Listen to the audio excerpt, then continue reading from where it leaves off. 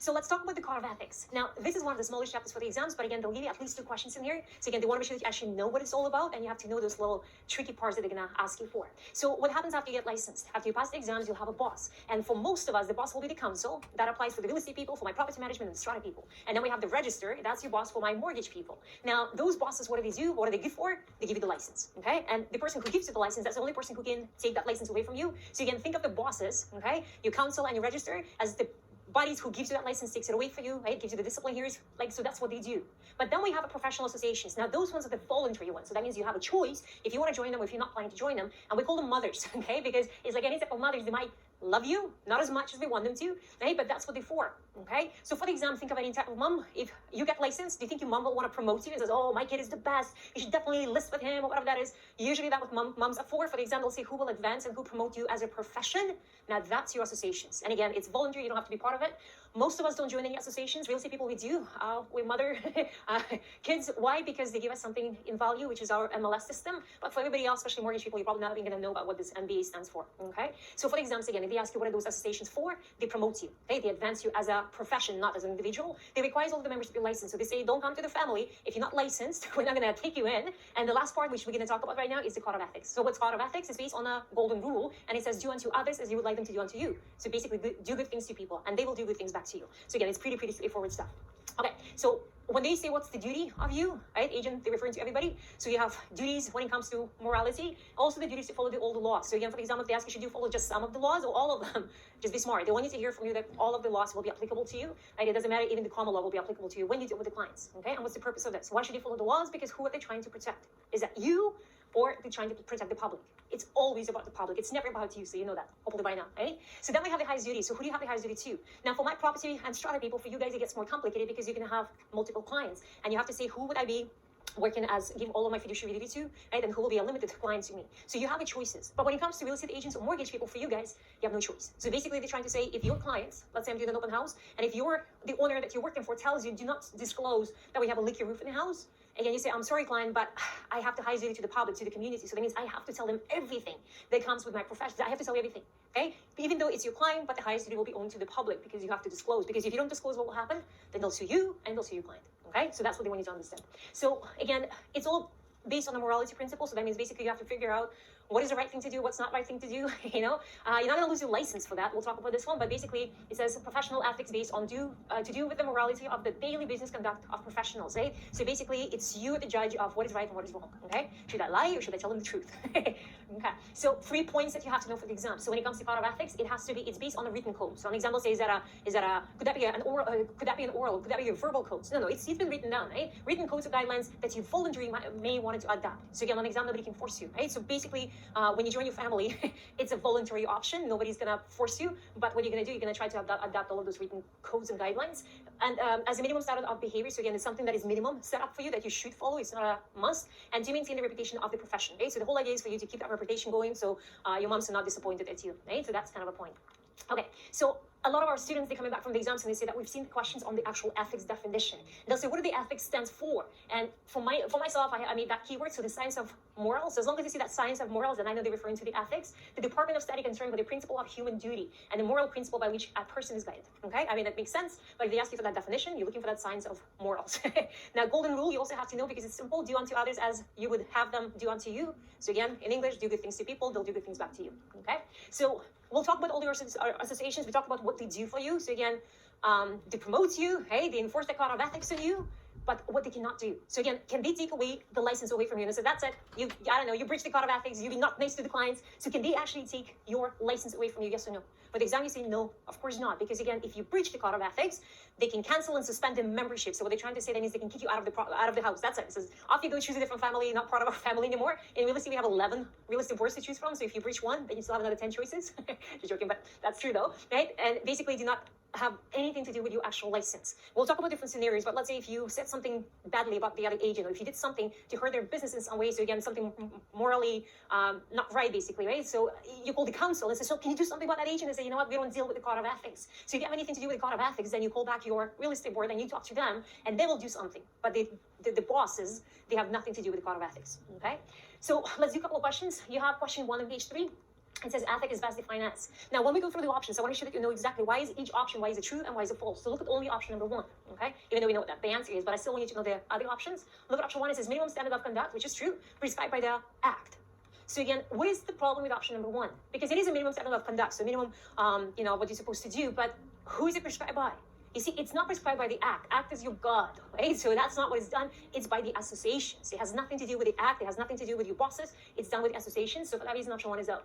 Option 2, it's a voluntary code professionals adopt through the membership of professional associations. Now, this is a tricky one. And every time I ask my students, I say, what's the problem with this option? A lot of them, they have no clue because we talked about it. It is a code that professional adopt, but is that a voluntary code? Look back at the notes if you have to. Okay, what does it say about that? It doesn't say it's a it says it's a written code. It's written guidelines that is voluntarily adapted. So if I took this word and if I put it here, adapt voluntary through the membership of it, that would become a true statement. But in this case, it should be a written code that professional adapt voluntary. Do you see what they've done? They play with the wordings in here. So that's why it's false. Option 3, that's easy. It's nothing to do with courts. It has nothing to do with the judges. It's not something that's made by law through the court system. So for that reason, that becomes a false statement. But option 4, again, why do we like it? Because of the signs of the morals, right? So again, that's the definition they're looking for. So question 2, let's do a couple more. The purpose of the code of ethics, look at option A. Provide the guidelines to ensure that human actions are morally fair as well as lawful. So you see, when somebody talks about guidelines, so basically what does your mom says? She cannot force you, she cannot say you better do this, but she can at least give you the guidelines as follow the golden rule. So guidelines sounds pretty good. So whatever has A, you would keep it. So it could be all of them. Option B, replace the rigidity of the legal system. Do you think the code of ethics replaces the legal system? No, they add to the legal system to make it like more different options, but they definitely don't replace the rigidity. So something they don't have powers like this. Okay, so for that reason, B is out. So already know it has to be option 1. Well, let's continue. Provide the remedy through the courts. Now, again, is that something judge-made thing? So if I go back again, is that something court-based, judge-made law, anything like this? It has nothing to do with that. For that reason, it becomes a false statement because it's nothing you're going to put through the courts in this case. And option D is good because it talks about reputation of the eyes in the public, right? So again, that's what we're looking for. So option 1 is the best one. Question number 3, page 4.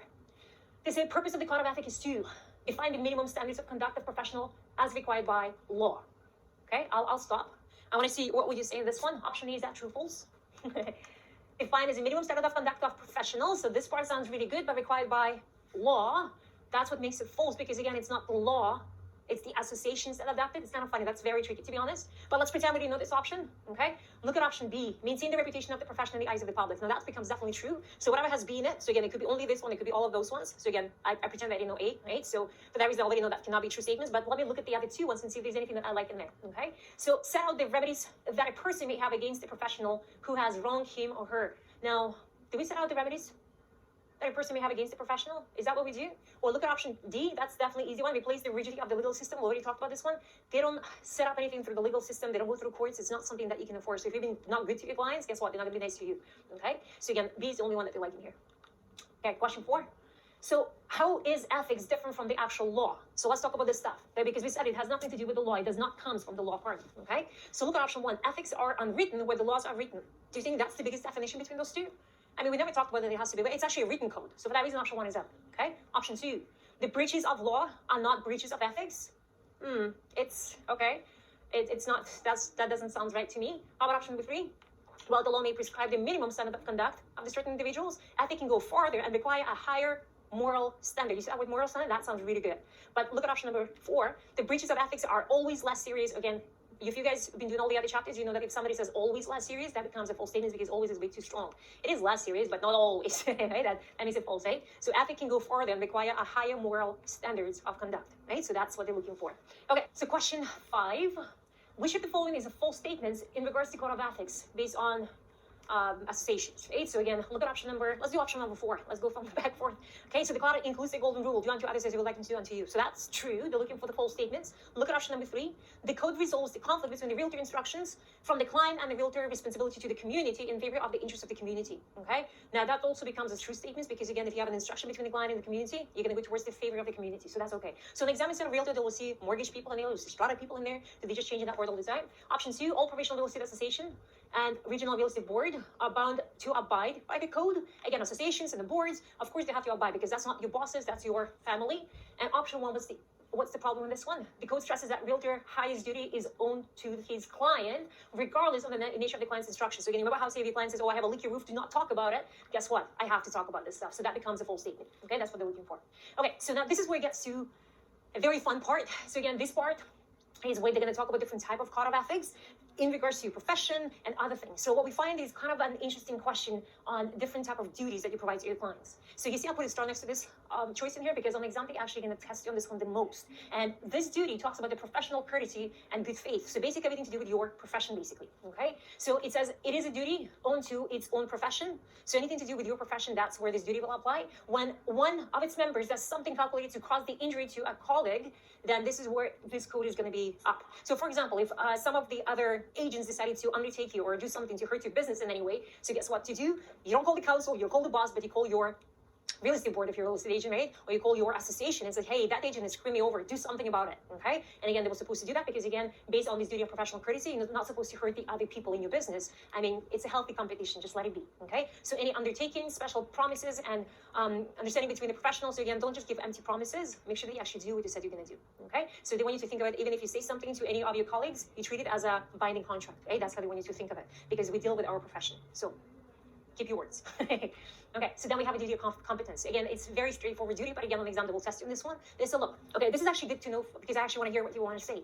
Because what happens in real life, when we get a license, let's say if it's real estate agents, what license is good for? To buy and sell. They can sell commercial, they can sell residential, they can buy all of them, doesn't matter. Mortgage people, they have a license to give mortgages, they can do commercial mortgages, they can do residential mortgages. And again, your license is good for everything, okay? Property management, strata people. So we have so many different things that we can do with our licenses, right? We can do rentals towards commercial, residential. But then they tell you this. They say, are you competent? Do you have enough skills in that specific segment of your business? Because if you don't have it, if you don't have enough experience, then don't put your foot on it. Refuse to work with that clients. Direct to decline the offering to service those clients, because if you cannot provide them the best services, you're supposed to refer them. And again, I always tell you guys, think how they want you to think for the exams, okay? Because that's not real life. In real life, you're going to be jumping everything, you're going to try to sell everything because you need to learn one way or the other. But for the exams, they say you need to be confident, you have to have your experience, you have to know your knowledge. If you don't have a knowledge in something, and it's true, like at some point you're going to get into the business where if you only specialize in South Surrey, you're not going to go and sell something in West Vancouver because that's not your expertise. You're probably going to refer it to somebody else who is an expert. You see what happens? That's also going to happen in real life. But for the exam, I think that's pretty straightforward in here. Then we have a duty of confidentiality. Now, out of all of the duties, okay, or discretion, out of all of the duties that they're going to ask you for, just know this is the only duty that will never, ever, ever expire. So what it means, if you already finished a transaction, let's say 10 years ago, and somebody now started talking about your past client, and he says, that happened a long time ago, let's talk about him. Now, this is not possible because, again, you're supposed to keep everything confidential, and it comes from the law of the agency, which is a fiduciary duty. Now, what's fiduciary duty? It's the highest duty of care. So it's something that, again, you're supposed to be loyal, you're supposed to give them a full disclosure. So it comes from that type of law, right? Law of the agency. So it includes the duty to keep the confidential any facts and the information, and this is the only one continues after the actual transaction is finished, so it never dies, okay? That's the only duty that you always have to your clients no matter what. Okay, duty to advise fully and honestly. Again, they say it doesn't matter if it's a good news or bad news, you still have to deliver that to your clients, right? Because you have to make sure that they're actually aware of everything that will happen. On the exam, they'll ask you a question. It says your client asks you to sell the house really quickly, and you put the house on the market, the buyer comes along, buyer says, oh, love it, here's the full offer, and then the buyer starts telling you things, and the buyer starts telling you, oh, next year there's going to be new developments, all the prices will go up, so I don't mind paying this, whatever, $800,000 for that property.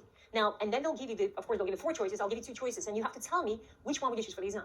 Option number 1, you're going to ignore the information from the buyer and do what the seller asks you to do, which is a quick sale. Sounds awesome, sounds reasonable. Option number 2, okay, they say, come to the seller, tell him what you heard from the buyer, and ask the seller to postpone it to get off the market because what you heard from the buyer.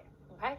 And in real life, I'm sure you would choose something else, but for the exams, you never pick an option that it says ignore the information, because again, it doesn't matter what type of news, it doesn't matter where it's coming from. You don't even know if that guy is telling you the truth. But if you hear something, you have that fiduciary duty. That means you have to disclose everything to your client. You see how it works? So you would not pick an option where it says refuse or ignore the information from the buyer. You have to actually choose the option postpone to get off the market and tell the seller what you heard. Okay? Because of that duty. Okay? Okay, next one, duty to maintain proper accounts. Now, this one is only for property management and strata people, because real estate people don't keep the proper accounts. Okay, so it is a statute law duty. Now, that's the highest duty because the statute law is a government law. Okay, so again, it says that whatever whoever you're working for, members shall supply their clients with the accurate records recording the finance and the maintenance of the property at intervals agreed upon by the clients, and this record shall be transferred to another property manager upon request. So again, if they fire you, if they cancel your relationship, you cannot be saying, oh, that's it, you fire me, I'm not going to do nothing for you. No, you still have to give that due diligence of passing all of the information to the new property management or whatever the company they hire. Okay, so what's the penalties? Now, penalties applies to everybody, so you have to understand what can the associations do to you, not the boss, right, but the associations, what can they do. Now, I don't know if you noticed, but we have a discipline committee. Now, that's we call it the dad, okay, in some way. So he kind of belongs to your mom, but he also works for the council, which is a funny thing. So council is the one who hires the discipline committee, because council says, look, I don't have time to, or the register, right, your boss basically says, I don't have time to deal with you people, so I'll hire the discipline committee who will discipline you back and forth. Okay, discipline committee, can he take the license away from you? No, he cannot. Again, because he's part of the family. He just works for the council, but the council, the registrar is the only bosses that they can take it away from you. So for that reason, this says, whatever happens, decisions of discipline committee must be in writing as specify any discipline proposed. Can they be permitted? Can they kick you out of the family? Yes, they can. Not from your job, but from your family, yes, out of your house. They can always kick you out. That's not an issue. They can suspend your membership privileges. So again, it's the membership they're referring to, your boards they're referring to, right? Or your associations that they refer, but not the actual license. Fine. They can always ask you to sue basically for money, pay for the cost of the hearing, explosion of the membership, so off you go, basically, right? But my question is, can the discipline committee make you do community services? Maybe in real life, maybe that can, but for the exam, no, that's way too far. So again, they can never make you do something or do some voluntary things just because they might ask you to take extra courses, but again, they can never ever take your license away, or they can never make you do voluntary work somewhere. Okay, that's a bit too much. Okay, so a couple more questions. Now we're done. Question 6: the licensee who speaks poorly of another licensee. So again, what would that reference to? What kind of duty is that? What are you preaching right now? So that's the duty of your profession, right? Remember that? So duty owns to its own profession, professional courtesy and good faith. Okay, that's the one. How about this question? Question 7. Under the ethical duty of competence, what should the licensee do if he or she asks to help the client in a type of transaction in which the licensee does not believe he or she can provide the skill and the best service? So what would happen then? So if you know that you're not an expert in something and they ask you to do that, should you report that matter to the council? Should you go to the boss and say, oh, come on, boss, I am not knowledgeable enough? Of course not. He doesn't care. Okay? The licensee should decline to act to the client. Just because you don't know something, do you have to decline? I'll skip that one for now. Licensee should act for the clients but conduct himself very carefully. Okay? Or the licensee should act for the clients but disclose to the client that he's the licensee may not be able to provide the skill. Okay, so one of them, it says you work, but you tell them, hey, I'm not an expert, so you know. Okay? Option 2, it's the other good option is you should decline. For the exam, they want you to do what?